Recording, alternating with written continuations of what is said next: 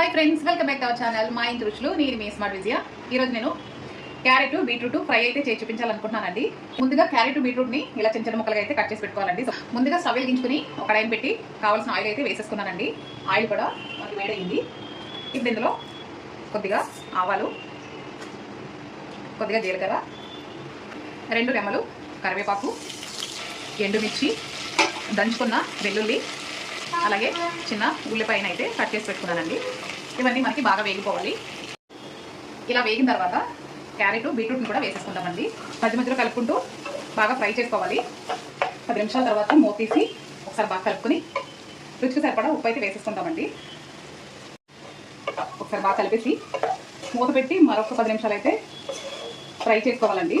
చూసారు కదండి, మనకి క్యారెట్ బీట్రూట్ ఫ్రై అయితే రెడీ అయిపోయింది. నా ఛానల్ని ఫస్ట్ టైం చూసినట్లయితే సబ్స్క్రైబ్ చేసుకోండి ఫ్రెండ్స్.